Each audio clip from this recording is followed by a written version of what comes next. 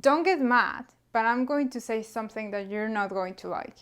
In Spanish, we like to objectify women, men, pets, well, everything actually. In reality, this is what verbs like Gustar do. So stick with me because in this video, I'm going to explain to you how verbs like Gustar work. I'm also going to tell you why Spanish might treat you like an object, and I'm going to give you a list of vocabulary of verbs that behave exactly like Gustar. And finally, I'm going to give you a quiz so you can test your knowledge with these verbs. Hi everyone, I'm Daniela Sanchez and I'm here to help you become fluent in Spanish. So you probably already noticed that verbs like Gustar behave a little bit different, right? This is because these weirdos like to objectify things. Let me tell you what I mean by that. Normal verbs, we're going to call them normal verbs, well-behaved verbs, follow a simple rule. Subject, action, and your complement. In other words, we say something like Juan come muchas manzanas. Juan eats a lot of apples. Or el perro es muy bonito. The dog is very pretty. That's perfect, right? However, in appearance, this is not the pattern that verbs like Gustar follow, right? Let's go and check it. So, with a verb like Gustar, we use these verbs to express that something or someone is causing an emotion or a reaction on us. I know, we're going to get very emotional with these verbs. In fact, we call them affective verbs because they rely or they express an emotion or a reaction. So to do that, to deliver this meaning, we have an indirect object. I'm sorry, but you just became an object. We have an indirect object, meaning the person that is experiencing that feeling. We have a verb, which is going to help you express that emotion or reaction. And we have a subject, the thing, activity, or person that is going to cause this emotion on you. Let me give you an example. A mí me encanta tu perro. I love your dog. He's so cute. Another example. A ella le interesa aprender español. She's interested in learning Spanish. Nos aburres. Tú nos aburres. You bore us. Stop talking about cars. Stop talking about politics, please. The following example. Me gustan tus zapatos. I like your shoes. Don't freak out because I know that these examples might look a little bit weird because they don't have the exact same translation in English. Just think in Spanish, please. So, as you can see, these verbs have a different conjugation. Why is that? We have singular, singular, plural. Well, this is not plural. This one is plural.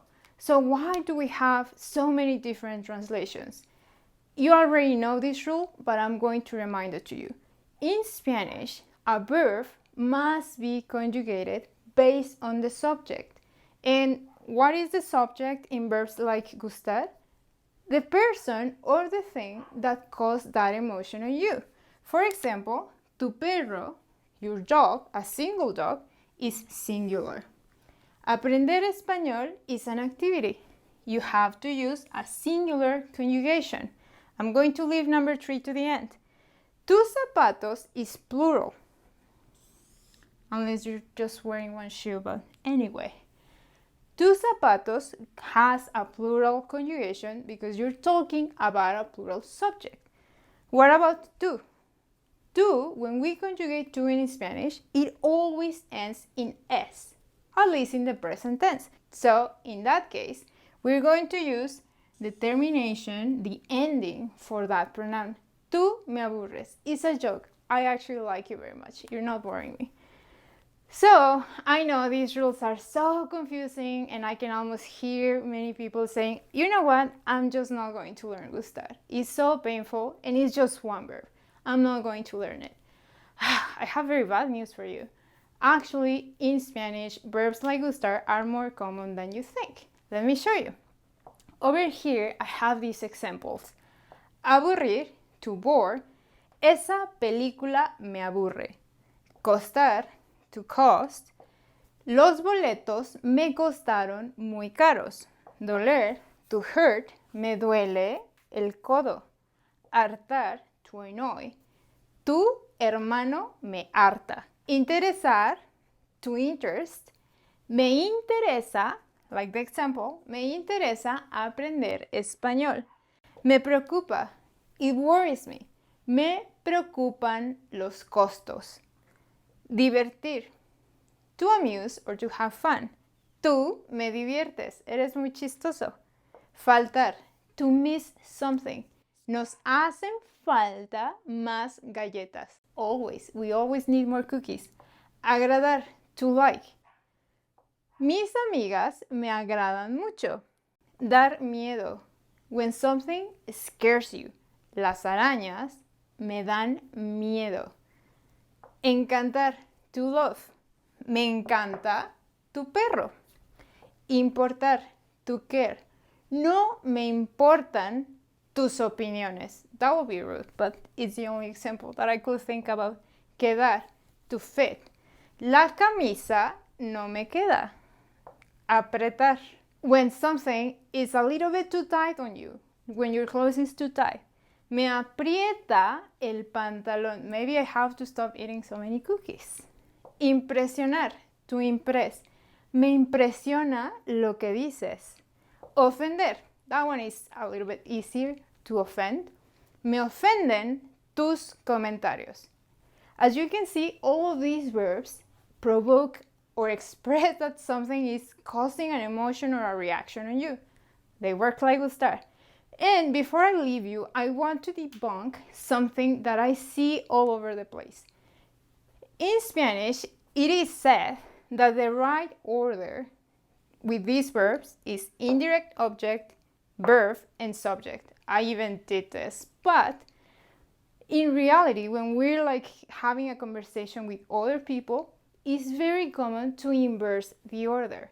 So I can say something like, me encanta tu perro, but I can also say, tu perro me encanta. Me gustan tus zapatos me gustan.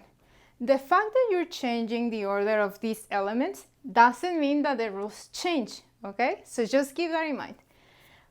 So let's go to the quiz now that you know these rules. I'm going to give you 5 sentences, and I'm also going to tell you which verb you're going to use. Your job is very simple. You're just going to fill the blank space with the right answer, based on the rules, of course.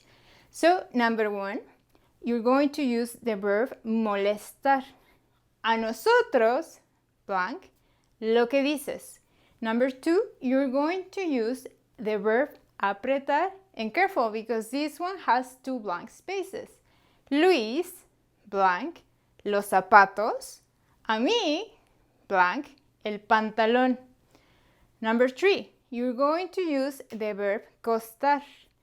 Oigan, ¿cuánto los boletos? Number 4, you're going to use the verb doler. A mi mamá, blank, las rodillas.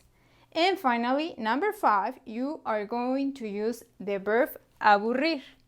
Deja de hablar de carros.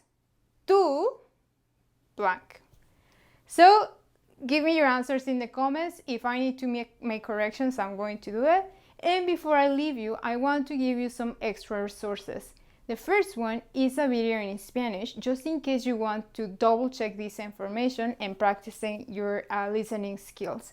The second one is a guide to verbs that work like Gustar, so you can see specific examples with each one of these verbs. And the third one is a conjugation guide to the verb gustar. In these examples, I just use the present tense, but in fact, you can use other tenses. This guide is going to help you practice this conjugation. So that's it for today, guys. Si te gustó el video, if you like the video, check that I follow this rule. Si te gustó el video, please hit the like button, and I hope to see you soon. Bye!